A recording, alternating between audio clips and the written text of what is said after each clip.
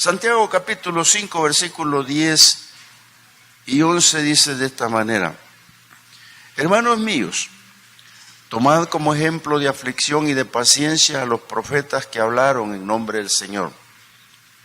Y aquí tenemos por bienaventurados a los que sufren. Habéis oído de la paciencia de Job y habéis visto el fin del Señor, que el Señor es muy misericordioso y compasivo. Padre bueno, gracias Señor por esta palabra que nos traes. Ayúdanos a comprender, Señor, por qué sufren los justos y por qué meterse al Evangelio si es para sufrir. Señor, es importante que entendamos algunas partes de esto esta noche. Y con este pueblo reunido, Señor, te ruego me permitas dar esta palabra de la mejor forma, la mejor manera para la interpretación bíblica y, por qué no decirlo, la personal, Señor. Pero que tu Espíritu Santo esté con nosotros y conmigo al exponer la palabra. Señor, regálame lo que te pido siempre: humildad, sabiduría, prudencia, y que yo pueda, Señor, expresar lo que tú quieras que yo exprese. En el nombre de Jesús, gracias. Cuando leemos esta parte de Santiago, hermanos, nosotros nos ponemos a pensar cómo los grandes hombres de Dios, habiendo conocido a Dios, habiendo caminado con Dios, les pasaron tantas cosas difíciles en la vida. Yo me pongo a pensar en un profeta que se escondió en un hueco de un tronco y cuando descubrieron que ahí estaba, le metieron una sierra. Imagínese usted qué terrible. A un Pedro crucificado, a un Pablo crucificado y tantas cosas más que pasaron, como a Job. Y uno se pregunta cuando está en el Evangelio por qué sufre, por qué tiene enfermedades. Bueno, le digo que el sufrimiento es sinónimo de adversidad, porque la adversidad está en el dolor, en el padecimiento, en la tribulación. En pocas palabras, sufrir es el acto de soportar un dolor. Porque sufrimiento es la raíz etimológica, donde usted puede derivar sufrimiento, sufrir, pero sufrir ya tiene una específica razón, que es la persona que está soportando el dolor, soportando el problema, soportando las vicisitudes y una tribulación tremenda. Por eso quiero hablar un poquito sobre este título o tema: por la fe en Cristo, soportemos hasta el final. Qué bonito es escribirlo, qué bonito que se lea, pero ¿qué hay de cierto en que esto pueda ser cierto en mi vida? Porque en este momento usted dice: a mí no me pasa nada, yo estoy bien, no tengo ni un problema, no me duele nada, no le duele a mis hijos, no le duele a nadie de la familia. En pocas palabras, estoy en victoria. El problema es cuando le sacuden la alfombra, ¿verdad? El problema es cuando de momento vienen las cosas. Y la Biblia dice a cada rato que nosotros debemos tomar ejemplo de Jesús, el cual sufrió. Siendo Dios sobre esta tierra, sufrió. Y debemos de tomar ejemplo de otros hombres. Dice que Hebreos 12 dice de esta manera, miren. Uno se queda pensando en esto, pero tiene que razonarlo. Dice Hebreos 12, 2: puestos los ojos en Jesús, el autor y consumador de la fe, el cual, dice, por el gozo puesto delante de él, sufrió la cruz. Si el gozo del que habla aquí fue de Jesús, sabiendo que lo iban a crucificar, ¿cómo no será el de nosotros si queremos seguir el ejemplo? Esteban, en el capítulo 7 de los Hechos, se ve cómo él discute y defiende el Evangelio, y él sabía que lo iban a apedrear, y él sabía que iba a morir lapidado, pero este hombre murió con la fe y en la discusión del Evangelio, defendiéndolo por amor a Cristo, porque el gozo de él consistió en ser mártir igual que Jesús. Entonces dice, puesto los ojos en el autor y consumador de la fe, el cual por el gozo del mismo puesto delante de él, sufrió la cruz y menospreció el oprobio y se sentó a la diestra del trono de Dios. Usted, hermano, hermana, a pesar de los sufrimientos, a pesar de todo lo que pueda pasar sobre esta tierra, usted, dice la palabra, que tiene un lugar en el cielo. Que usted tiene un lugar en el trono, o sea, al lado del trono de Dios, que usted es heredero y coheredero de Cristo. Por eso es que el gozo de nuestro ser en nosotros tiene que estar a pesar de las cosas. Yo sé que no es fácil, Jesús menospreció la burla, murió porque sabía que por la muerte de él en la expiación iba a ser perdonado el pecado en el mundo. Entonces él tenía como ganancia morir y estar con el Padre. Cuando usted ve que ora por los discípulos, el Señor está orando y le dice al Padre, muéstrame tu gloria una vez más sobre esta tierra como la gloria que tuve cuando estaba contigo. O sea que la preexistencia del Señor era el gozo del trono de Dios, y desde allá dejó el trono para venir a morir por un pueblo que somos nosotros. Entonces, claro, llegar a la muerte no era fácil, porque incluso fue a llorar al monte Getsemaní, pero la respuesta de Dios fue no, y él fue al Calvario. Entonces, si él fue allá, consideremos nosotros, hermanos, en Cristo los sufrimientos. Hay personas que se han corrido del Evangelio porque no les ha ido muy bien. Y creen que el hecho de estar en el Evangelio es para que les vaya mal. Y no es así, hermano. Lo que pasa es que nosotros, cuando estamos en el Evangelio, cuando vienen las dificultades, tenemos de quién echar mano a pesar de las cosas. Yo recuerdo gente, y yo mismo podría decirlo de mí, que a mí me decía, mira, la niña está enferma, pero yo estaba bolo. ¿Y qué mitigaba? ¿Qué podía sentir? Nada. En cambio, la gente cambia divertirse para cambiar el dolor. Cambia otras cosas para meterse en no sentir tanto el dolor. Pero yo ya no puedo beber. Yo ya no puedo irme a la playa, ni puedo irme a distraer por otro lado, porque ya no. Cuando me llega el problema, tengo que soportarlo y entenderlo. Y a todos nosotros nos pasa lo mismo, pero eso no quiere decir que porque somos cristianos, no. Al contrario, el gozo de nosotros está en ser cristianos y mantenernos firmes a pesar de lo que venga, hermano. A pesar de lo que venga, y aprovecho contarles para que la iglesia ore por mi hermana Lilian Juárez. Ustedes me han escuchado orar mucho por ella. Yo no me la aparto de oración de día y de noche. ¿Por qué? Yo sé cómo está ella. Porque le vino una enfermedad fuerte, ¿verdad? Muy grave, me duele decirlo, pero solo Dios tiene la última palabra. Y cuando yo hablo con ella, hermanos, la encuentro en paz. Hoy en la mañana hablé con ella y le digo, hermana, hay una medicina para el dolor, no es para la cura.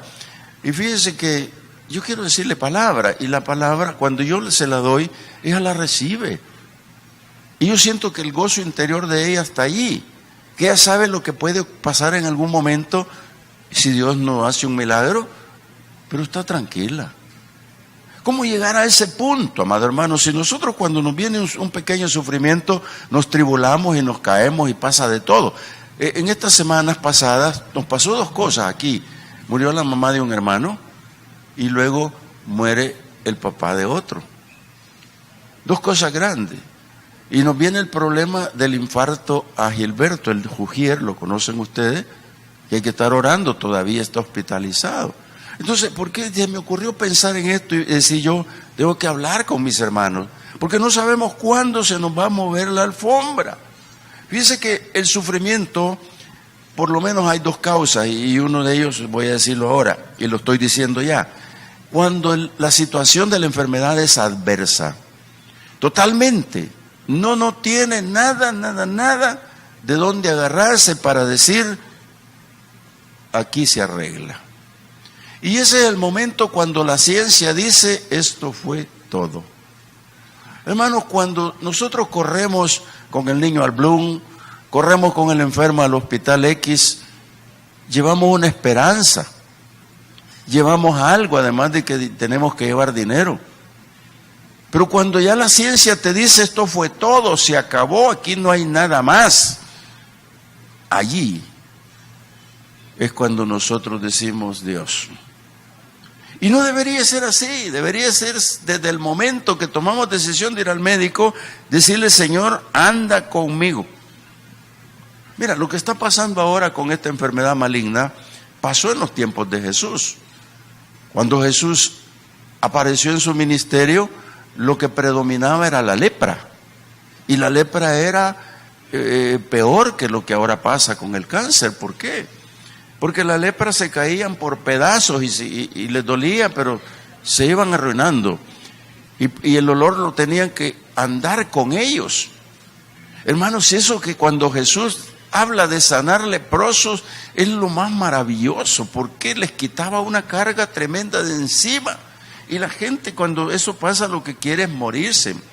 Y por eso, mire, el versículo 10 aquí dice, hermanos míos, tomen como ejemplo de aflicción y de paciencia a los que antes, digamos los profetas, sufrieron que hablaron en el nombre del Señor. A ellos, hermanos, les pasó lo más peor que cualquier otra cosa. ¿Por qué?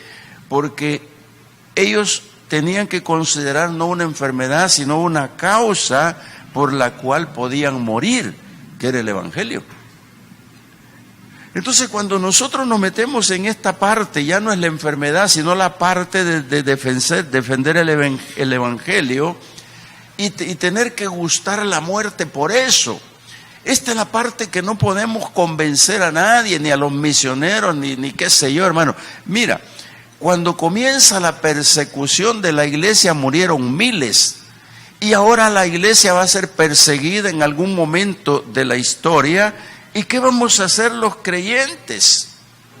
Si no estamos preparados ni para la enfermedad, cuando la ciencia dice no, ¿cómo estaremos preparados para cuando nos persigan, amados hermanos? ¿Cómo estará preparada esta conciencia cuando te comiencen a decir, eres cristiano, ven para acá? Y entonces, ¿dónde vamos a estar, hermano? Cuando Pedro no había entendido esto, el Señor le dijo, mira Pedro, te quiero comentar algo. El diablo me ha pedido a todos ustedes para zarandearlos. Y Pedro no lo entendió, no estaba en la capacidad de entenderlo. Pero cuando el Señor parte y quedan los discípulos solos y se dispersan, se dan cuenta que están en peligro de muerte y se refugian. Y ahí comienza la historia de los cristianos y empiezan el padecimiento, tanto así que Pedro, Pablo, no se escaparon de la crucifixión, murieron en ese punto.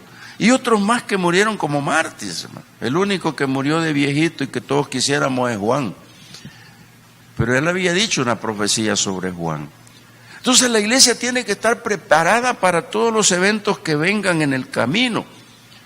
Mira, yo voy a leer Mateo 5. El Señor tiene una multitud reunida.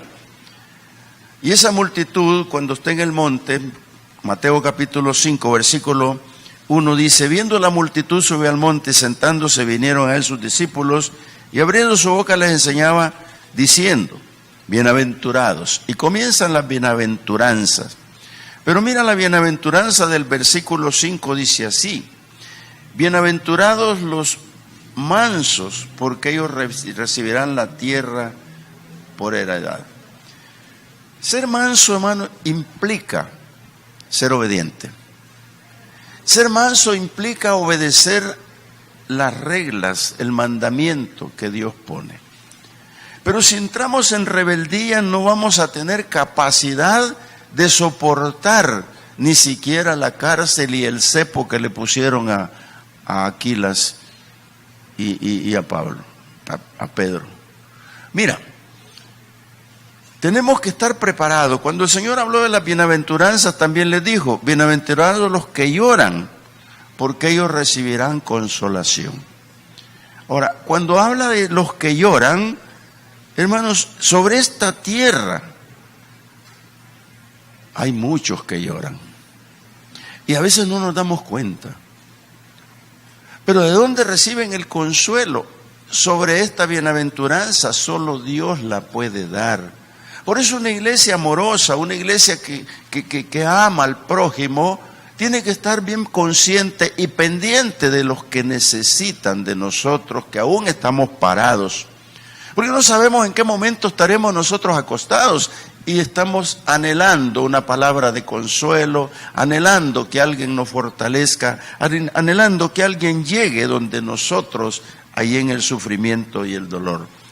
Nosotros debemos de ser sabios y pensar en eso, no solo creer que estamos bien y que lo bien que estamos va a perdurar. No es cierto. No es cierto, hermano. No sabemos cuándo. Por eso es que cuando el Señor habló de amar al prójimo, se está refiriendo al que tenemos más próximo a nosotros. Aquel que necesita, aquel que llora, aquel que no tiene consuelo. Y esto lléveselo, porque es bueno que lo sepamos. Debemos de sufrir, hermanos, como creyentes haciendo lo bueno. Dice Primera de Pedro, capítulo 2. Pedro, un gran hombre, antes de morir, Pedro predicó mucho el Evangelio y fue un hombre muy, pero muy dado a la palabra que se podía entender. Un hombre que estuvo con el Señor Jesús, no se le despegó en ningún momento. Lo único que le tildamos malo es que negó al Señor, pero eso era normal, ya lo hemos explicado. Pero Pedro amaba al Señor como no tenemos idea. Y cuando le tocó escribir sus 2 cartas, que creo que escribió más, pero 2 están en el canon, son palabras sabias del Señor, puestas en Pedro para que las oigamos ahora nosotros. Mira lo que dice Primera de Pedro 2, 20, 23. Dice de esta manera: pues qué gloria es si pecando sois abofeteados y lo soportáis. Mas si haciendo lo bueno sufrís y lo soportáis, esto ciertamente es aprobado delante de Dios. El Señor dijo en un momento: si te pegan en una mejilla, presta la otra. Yo creo que nadie puede cumplir esa palabra. Siempre tenemos una venganza que ejecutar, siempre tenemos una palabra con que responder.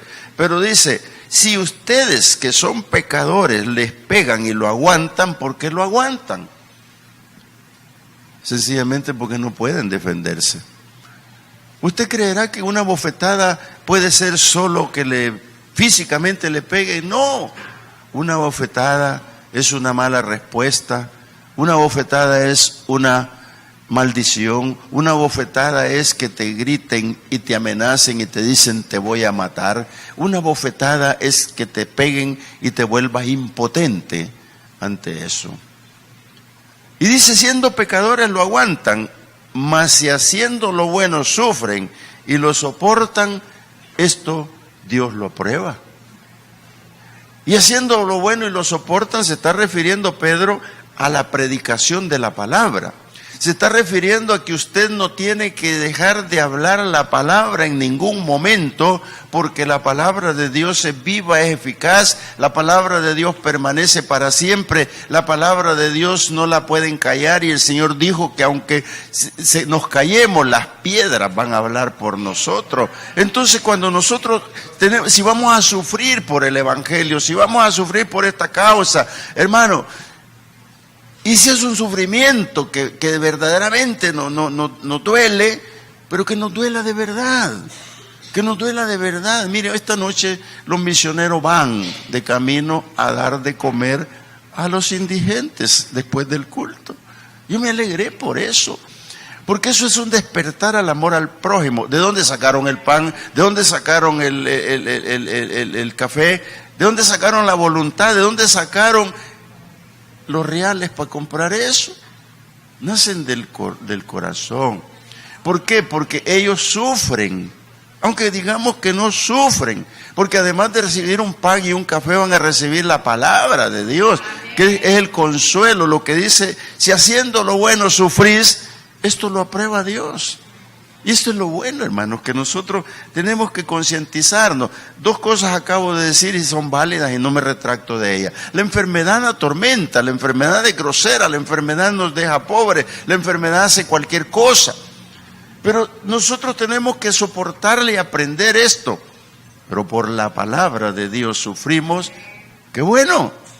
Y ese es el verdadero cristiano que permanece y prevalece en las manos de Dios. Mira, Jesús dice la palabra, y voy a seguir leyendo a Pedro. Dice, y lo soportáis, esto ciertamente es aprobado delante de Dios, pues para esto fuisteis llamados, porque también Cristo padeció por nosotros, dejándonos ejemplo para que sigamos sus huellas, el cual no hizo pecado, ni se halló engaño en su boca, quien cuando le maldecían no respondía con maldición, cuando padecía no amenazaba, sino encomendaba la causa al que juzga justamente. Si todo lo que te hacen lo dejas en las manos de Dios, Él es el que juzga. Cuando Jesús se presenta ante Poncio Pilatos como un hombre carnal quería negociar con el Señor. Lo saca y le dice al pueblo, aquí está el hombre, al que ustedes acusan, aquí está el hombre, juzguen ustedes, júzgalo tú, nosotros no tenemos leyes, crucifícalo. Y lo volvieron a entrar, lo azotaron, le pusieron corona de espinas y lo volvió a sacar. Y dijo, yo no hay culpa en este hombre, ¿qué hacen ustedes? Crucifícale. Y cuando está solo con Jesús le dice, mira, le dice, todo lo que dicen, ¿qué quieres que haga? Y el Señor se queda callado. No juzgó al pueblo, ni juzgó a Pilato, ni a nadie, callado. Y le dice Pilato, en esa ingenuidad, le dice, a mí no me hablas, yo que tengo el poder para soltarte, yo que tengo el poder para evitar que te crucifiquen. Y el Señor le dijo, si ese poder no te fuera dado de lo alto, nada puedes hacer. No dijo una maldición, no dijo nada, él sabía que iba a pasar por la cruz, él sabía que iba a ser crucificado. Pero, hermano, nosotros tenemos que comprender esto. Jesús no hizo nada que pudiera dañar a otro, aún cuando lo estaban vituperando. La enfermedad, hermanos, que nos llegue en algún momento, ojalá fuera para acercarnos a Dios. Si alguna vez nos enfermamos y no hay forma, ojalá que eso nos acerque a Dios. No quiero que nadie se enferme, ni pido eso, pero eso sería lo que habría que hacer. Dice Santiago, bienaventurados son los que sufren, donde comenzamos a leer el versículo 10. Hermanos míos, tomen como ejemplo de aflicción y de paciencia. Pero el 11 dice, aquí tenemos por bienaventurados a los que sufren. La pregunta es, ¿qué piensa Dios del dolor? Porque es lo primero que nosotros vamos a preguntarle a Dios.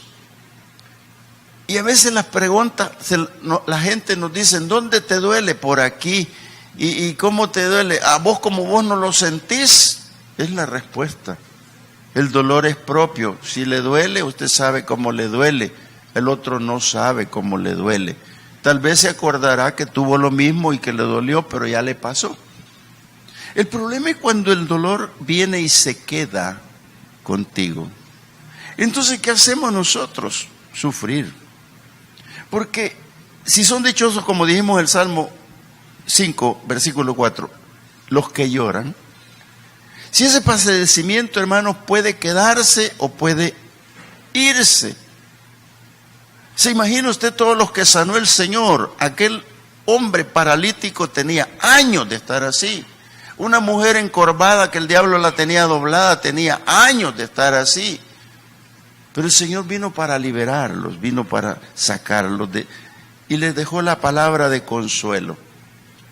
Porque aquí cuando nosotros entremos en una dificultad de esta índole, hermano, es la que yo te recomiendo ahora y te digo, aunque no lo creas, la palabra es consuelo. Cuando la palabra te consuela, porque la palabra es viva, la palabra viene para ti porque viva. La palabra es espíritu. Y cuando te aconseja, tú tienes que tomarlo. Hay mucha gente que dice, sentí que el Señor me habló a través de la palabra y yo le creo. Le creo más que cuando dice, me dijo el profeta o me dijo la no sé quién. Yo le creo más cuando la palabra. Yo te voy a leer lo que dice el Salmo 119, versículo 50. Lo que este hombre dijo sobre la palabra. Yo le tomo gran importancia porque dice así, versículo 49, dice, acuérdate de la palabra dada a tu siervo, en la cual me has hecho esperar. Ella es mi consuelo en mi aflicción, porque tu dicho me ha vivificado. Esto lo dijo el salmista, de seguro en un momento de aflicción, y se acordó de la promesa, la palabra de Dios que está ahí para todos nosotros. Que es súper importante, hermanos, que la tengamos presente con nosotros como la tuvo Job. Te voy a leer el capítulo 6 de Job, donde nos habla de su gran dificultad. Capítulo 6, 8 quiero ver, dice, ¿quién me diera que viniese a mi petición y que me otorgase Dios lo que anhelo y que agradara a Dios quebrantarme, que soltara su mano y acabara conmigo? El momento difícil de Job, mátame, Señor. Ven acá y termina conmigo. Cuando el dolor es intenso, cuando te han dicho que es cáncer, cuando te han dicho que es terminal, solo Dios tiene la última palabra. Te lo digo esta noche porque eso es verdad. Job está en la crisis más grande de su vida y en un momento culminante desde la enfermedad para él, muerte, y él dice, siquiera viniera Dios y me dijera, ya estuvo, esto es todo, y me voy. Pero mire, Job está diciendo, ¿quién me diera que viniese mi petición? ¿Qué pedía? Morirse. Y que me otorgase Dios lo que anhelo, morirse.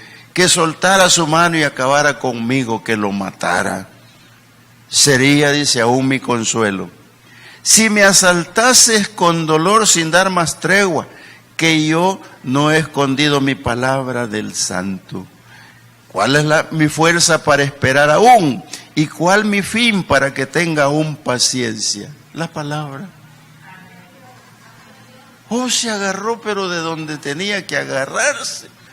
Si en mi gran angustia, en mi gran problema, en mi gran dificultad estoy pidiendo morirme, es lo que quiere la gente, morirse. Mira, cuando la guerra con Honduras, ustedes no habían nacido. Me contaba, cuando nos poníamos a conversar los jóvenes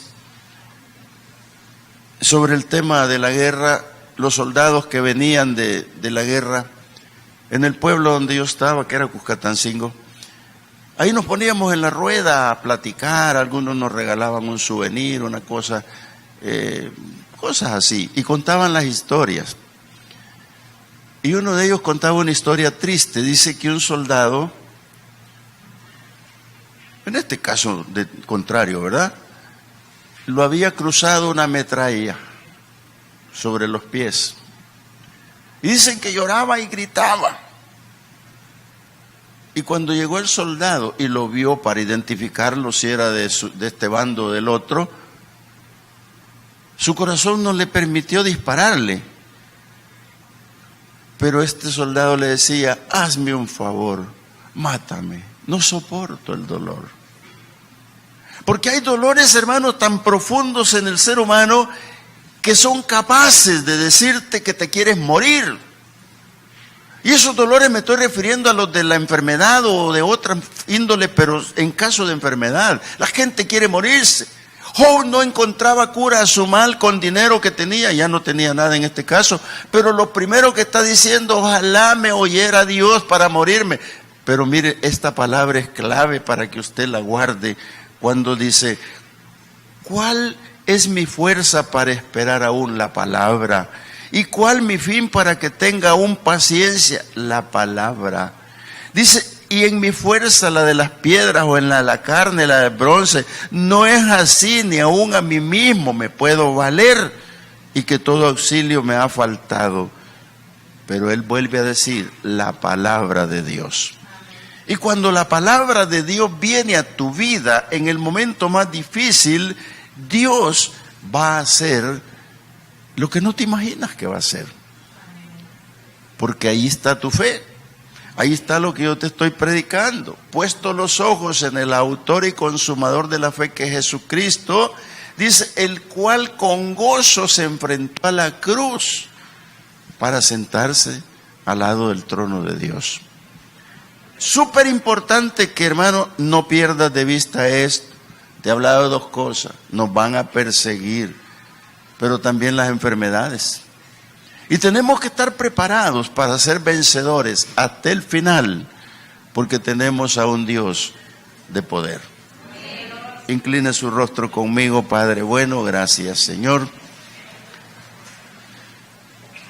Quizá yo no he podido explicar en su totalidad el tema,